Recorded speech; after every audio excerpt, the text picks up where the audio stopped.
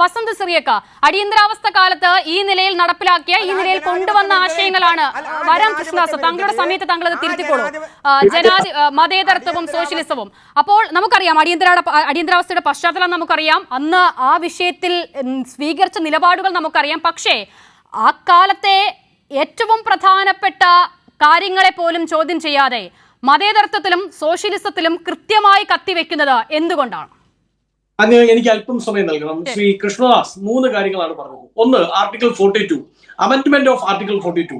അത് കൊണ്ടുവന്നതുമായി ബന്ധപ്പെട്ട് അന്ന് എതിർത്ത നേതാക്കൾ, പിന്തുണച്ച നേതാക്കൾ, അതുമായി ബന്ധപ്പെട്ട് ഇന്ത്യൻ ഭരണഘടനയിൽ സോഷ്യലിസവും സെക്യുലറിസവും എഴുതി ചേർക്കപ്പെടുന്നത് പുനർവിചിന്തനം നടത്തണ്ടേ? അതിന് ഉത്തരം പറയാം. 2, എന്തുകൊണ്ടാണ് അദ്ദേഹം ചോദിച്ചത്, ബാബാ സാഹേബ് അംബേദ്കർ അടക്കമുള്ള കോൺസ്റ്റിറ്റ്യൂവന്റ് അസംബ്ലിയിലെ പരിണിതപ്രജ്ഞരായ നേതാക്കൾ അവർക്കൊന്നും എന്തുകൊണ്ടാണ് ഈ സോഷ്യലിസവും സെക്യുലറിസവും ഇന്ത്യൻ ഭരണഘടനയിൽ എഴുതി ചേർക്കണമെന്ന് തോന്നാതിരുന്നത്? അതിന് ഉത്തരം പറയാം. 3, അടിയന്തരാവസ്ഥയുടെ കറുത്ത നാളുകളെ പറ്റിയാണ്. അതിനെപ്പറ്റി ഉത്തരം പറയാം. ഒരു 2 മിനിറ്റ് നൽകിയാൽ മതി. ഒന്ന്, അദ്ദേഹം പറഞ്ഞത് EMS അടക്കം ഇടതുപക്ഷത്തെ നേതാക്കൾ അടിയന്തരാവസ്ഥയെ എതിർത്ത നേതാക്കളെ പറ്റിയാണ്. ആരാണ് കൃഷ്ണദാസ്? മാധവറാവു മൂലെ, ആരാണ് ദത്തോപാൻ തെങ്ങാനി, ആരാണ് മൊറോപ്പാൻ പിംഗലെ, ആരാണ് നിങ്ങളുടെ ബാലേസാഹബ് ദേവറസ്, ആരാണ് മധുർക്കർ ദത്താത്രേയ ദേവറസ്? 1975 മുതൽ ഏതാണ്ട് 78 വരെ RSSന്റെ ചീഫിന്റെ പേരാണ് ഈ പറയുന്ന ദേവറസ്. അദ്ദേഹമാണ് ഇന്ദിരാഗാന്ധിക്ക് 76-ൽ പൂർണ്ണ പിന്തുണ നൽകിക്കൊണ്ട് ഈ പറയുന്ന രാജ്യത്തിന്റെ ഇന്റേണൽ സെക്യൂരിറ്റി സംരക്ഷിക്കാൻ വേണ്ടി പ്രഖ്യാപിച്ചിരിക്കുന്ന അടിയന്തരാവസ്ഥയ്ക്ക് ഞങ്ങൾ പൂർണ്ണ പിന്തുണ നൽകുന്നു എന്ന് പറഞ്ഞുകൊണ്ട് ലെറ്റർ ഓഫ് സറണ്ടർ എന്ന് പറയുന്ന ഒരു സാധനം എഴുതിയത്.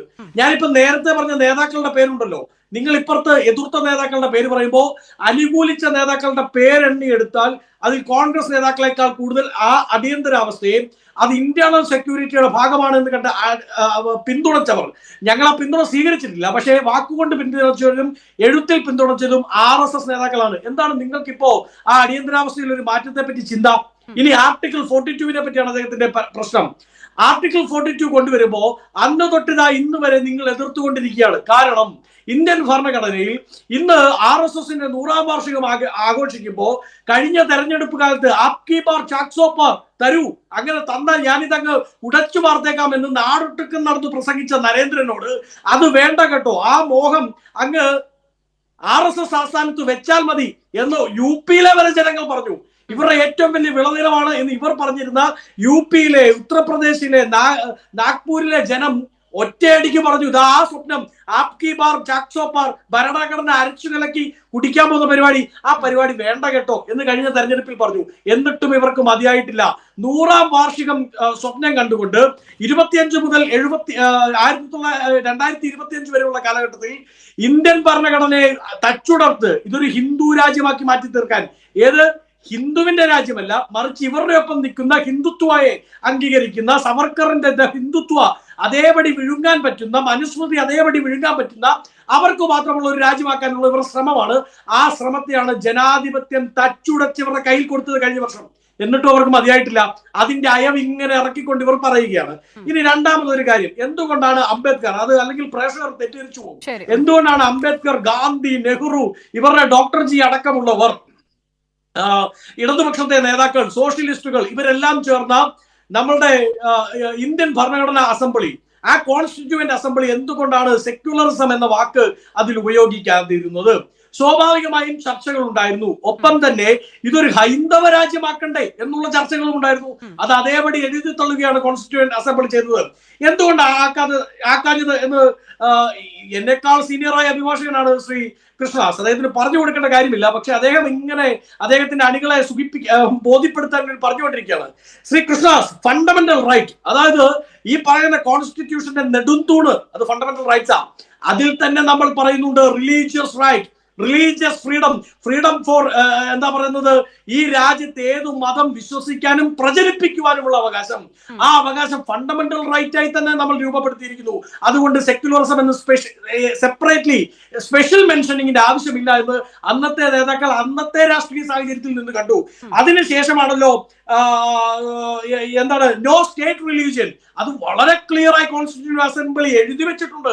രാജ്യത്തിനൊരു ഔദ്യോഗിക എന്തില്ല, മതമില്ല എന്ന് പറയുന്നതിനകത്ത് 95% കോൺസ്റ്റിറ്റ്യൂവന്റ് അസംബ്ലി മെമ്പേഴ്സും ഒരുമിച്ച് നിലപാടെടുത്തു എന്നാണ് നമ്മുടെ ചരിത്രത്തിൽ നിൽക്കുന്നത്. നിങ്ങളുടെ തന്നെ കയ്യിലുള്ള നാഷണൽ ആർക്കൈവ്സിൽ പോയി പരതിയാൽ ഇതൊക്കെ കിട്ടും. എന്നിട്ട് എന്തുകൊണ്ടാണ് 75-ലേക്ക് വന്നപ്പോ ഇന്ദിരാഗാന്ധിക്ക് അന്ന് വേണ്ട എന്ന് തോന്നിയ 47-ൽ വേണ്ട എന്ന് തോന്നിയ സ്പെഷ്യൽ മെൻഷനിങ് വേണമെന്ന് തോന്നിയതെന്ന് അറിയാമോ?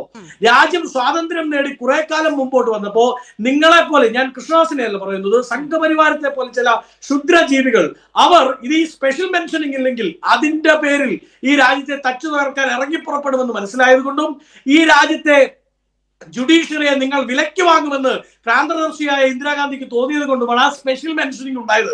എന്താണ് നിങ്ങളെ ഇത്രമാത്രം വ്യസനപ്പെടുത്തുന്നത് എന്നറിയാമോ?